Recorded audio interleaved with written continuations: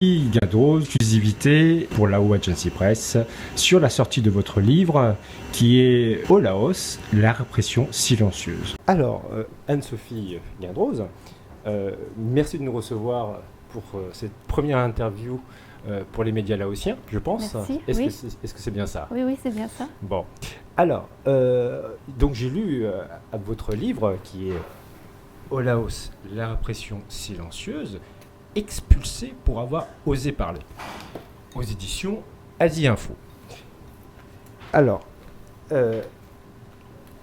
au Laos, en page 96, vous dites « Les médias ont pour mission de maintenir l'harmonie nationale ». Est-ce que c'est leur vraie mission ou c'est une interprétation? Une interprétation de leur métier qui date depuis en fait 1353. C'est-à-dire qu'il y a une loi sur les médias au Laos où on décrit toute une série d'obligations qui sont imposées aux médias. Et c'est vrai qu'il y a cette mission aussi de maintenir une harmonie.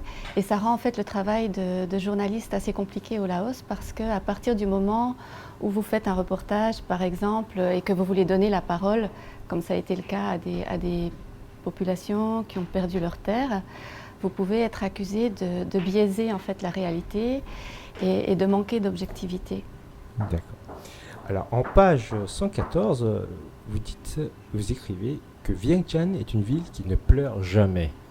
Est-ce que vous voyez qu'elle pleure jamais parce qu'elle sourit beaucoup ou que vous souhaiterez qu'elle pleure également? Bon, c'est-à-dire que ça, c'est une citation qui a été reprise d'un discours qui a été délivré à l'occasion d'un grand forum. C'était une grande assemblée de la société civile et c'était un officiel du gouvernement laotien qui, dans son discours, a fait référence en fait à New York, qui est une ville qui ne dort jamais, et qui a dit Vientiane est une ville qui ne pleure jamais. Et c'est vrai que quand on est au Laos, c'est vrai qu'on est frappé quand même par une population qui sourit beaucoup, qui est accueillante, qui est chaleureuse. Mais je pense que c'est seulement une partie de la réalité et qu'en fait il y a aussi une certaine détresse pour une certaine partie de la population, disons. D'accord. Alors, en page 189, une Laotienne dit « Je connais ton secret. Je sais que tu parles bien le laotien. » Oui. Où est-ce que vous avez appris le laotien? Bon, moi, je l'ai appris sur place. Je ne parlais pas un mot de laotien en arrivant et c'est vrai que je me suis rendu compte rapidement, comme c'est souvent le cas dans beaucoup de pays, c'est qu'on a un contact quand même tout à fait différent si on est capable de communiquer directement avec la population locale. Surtout que bon, moi, j'ai travaillé essentiellement en milieu rural et c'est vrai que vous n'allez pas trouver beaucoup de Laotiens, de Laotiennes qui maîtrisent l'anglais. Donc c'est ce qui m'a poussée à apprendre le laotien. Donc vous avez appris le laotien dans les champs, comme on dit. Voilà. Sur les terres. Voilà. Et en page 191, vous écrivez liberté d'expression,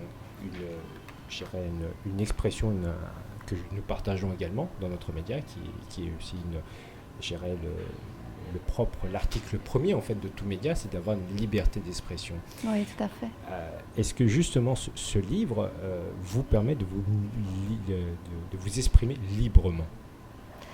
Bon, écrire ce livre, c'est vrai que ça a été un besoin après avoir été expulsé du Laos et surtout après la disparition de Sombath Somphone.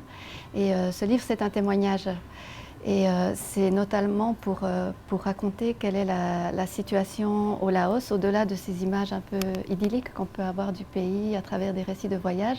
Alors c'est une réalité aussi, mais elle peut être trompeuse si on s'arrête là. Et c'est vrai que l'objectif de ce livre, c'est de raconter un petit peu les restrictions aussi qui sont imposées par le régime en place, notamment la liberté d'expression.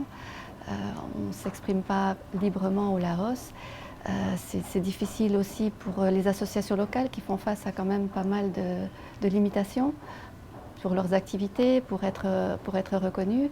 Et puis, il y a quand même de fait une interdiction de manifester au Laos qui fait que pour des gens qui veulent s'organiser pour défendre collectivement leurs intérêts, c'est compliqué.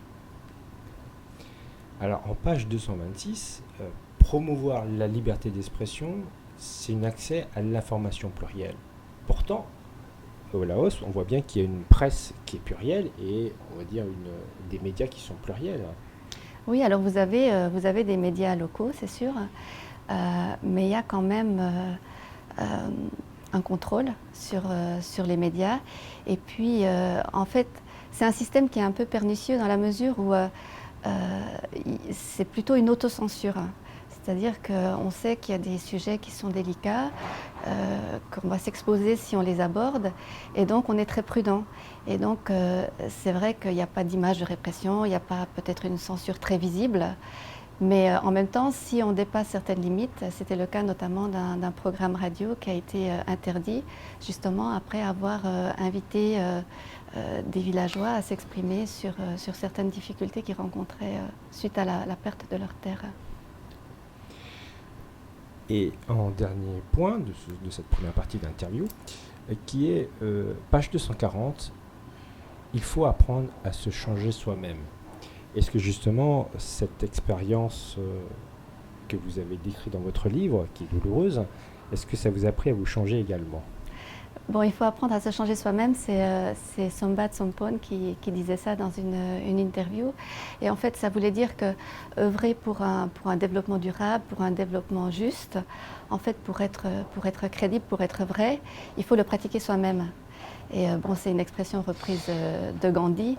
Maintenant, au niveau personnel, c'est vrai que chaque expérience, on s'en imprègne, on n'en ressort pas tout à fait le même. C'est vrai que pour moi, cette expérience laotienne, elle a été très intense, elle a été très belle. D'ailleurs, ce livre, c'est aussi un hommage pour toutes ces Laotiennes, ces Laotiens avec qui j'ai vraiment eu le privilège de travailler. Et puis, c'est vrai qu'elle est douloureuse aussi parce qu'on ne ressort pas entièrement indemne quand même de ce genre d'expérience. Alors, merci bien. Donc, on attaque maintenant la deuxième partie de l'interview. Oui. Donc, lorsque je vous ai demandé une interview, où j'ai dit par Skype ou par mail, et votre choix a été le mail. Bon. Ceci dit, on a la chance de pouvoir répondre en direct ou quasiment en live. Oui. Alors, ma première question a été sortie silencieuse parce qu'on en parle peu, parce que le livre est arrivé au 1er février sur la marketplace d'Amazon, Oui. sans une campagne de communication. C'était votre choix ou celui de votre éditeur ? Bon, c'est une sortie silencieuse peut-être parce que d'abord le Laos, on n'en parle pas beaucoup en général.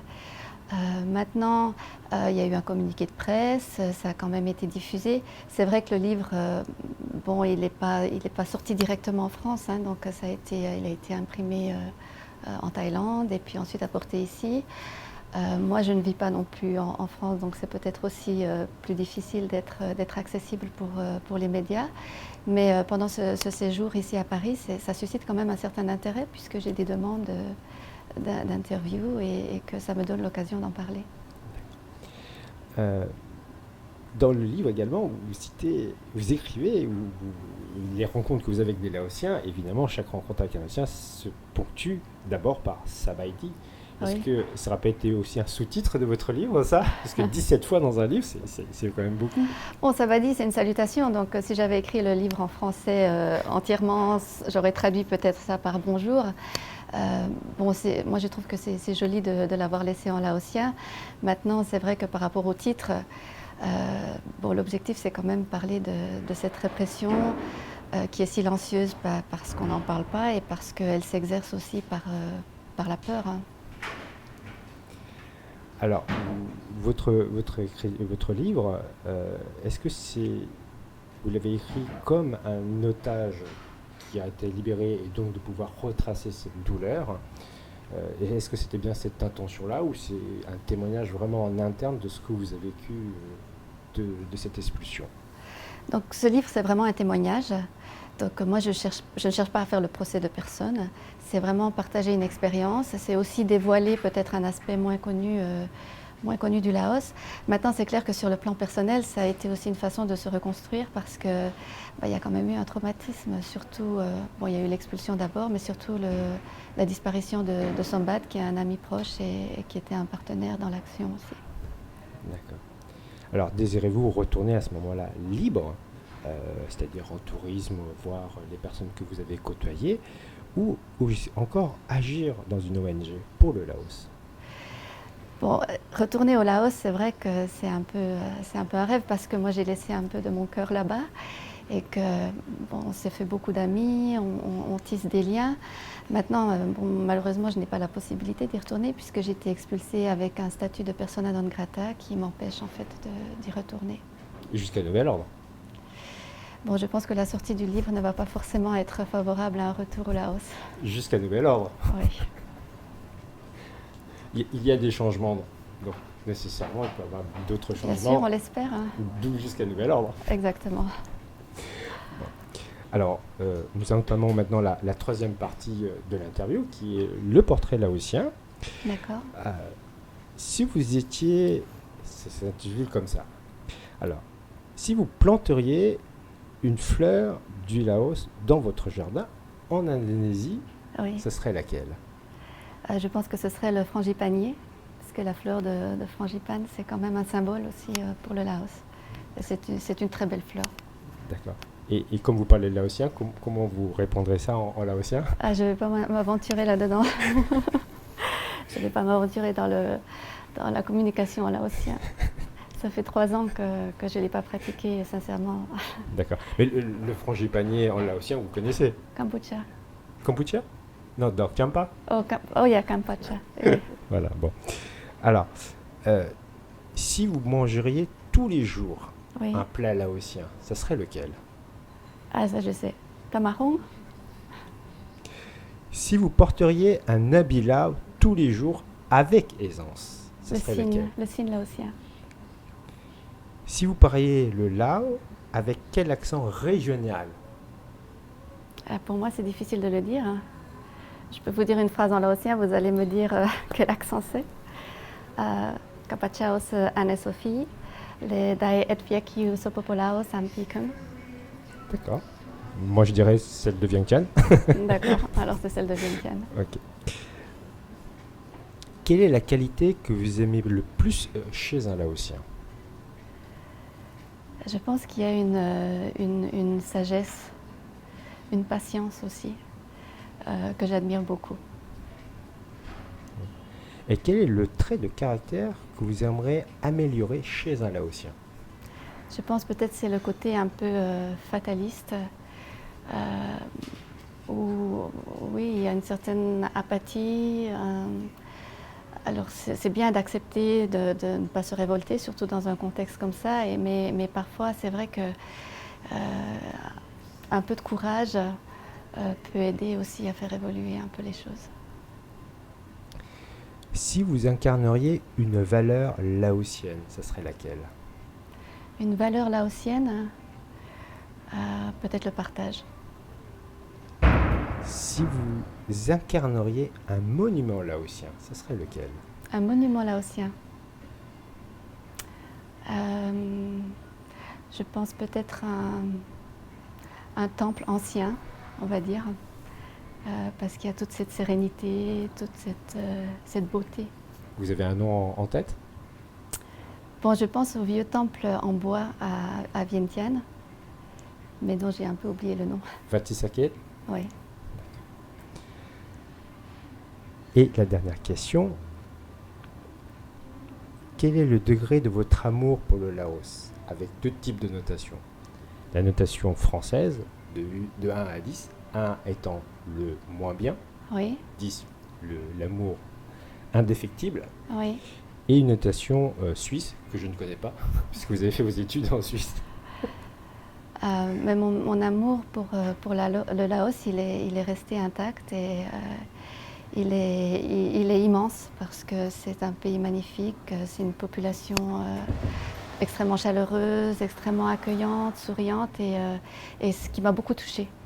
Et c'est vrai en 3 ans et demi, on a tissé des liens, on a vécu de très belles choses et oui, mon amour reste intact. D'accord. Et quelle note donc? 10? 10. Ok.